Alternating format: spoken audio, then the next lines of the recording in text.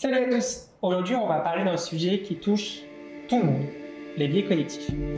Toi, moi, ta tante Josiane et même les plus grands scientifiques, tout le monde.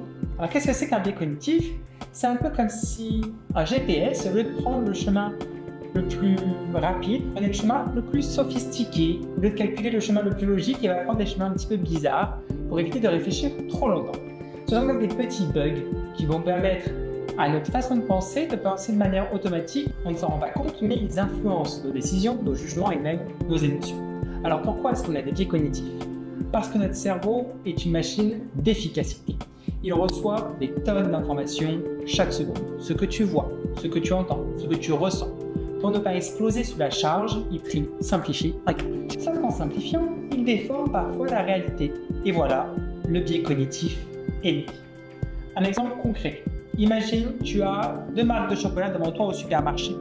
L'une a un énorme sticker rouge marqué 90% de clients satisfaits, l'autre, rien. Ton cerveau se dit, ah ben 90% c'est forcément la meilleure. Sans même te demander si les chiffres sont vrais, comment ils ont été calculés, est-ce que l'autre chocolat n'aurait pas des chiffres plus avantageux? Est-ce que ce sticker n'est pas juste une astuce marketing? Ton cerveau a fait un raccourci. Tu viens de tomber dans le biais cognitif qu'on appelle le biais d'ancrage, où une information initiale influence toutes tes décisions. Alors pourquoi est-ce que c'est important pour moi de faire cette série de vidéos sur les biais cognitifs?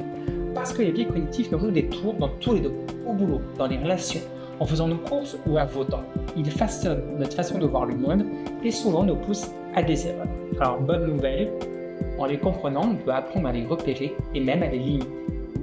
Donc dans cette série de vidéos, on va décortiquer les biais les plus courants, un par un, avec des exemples concrets, des anecdotes et des astuces pour ne plus se laisser avoir par notre propre cerveau.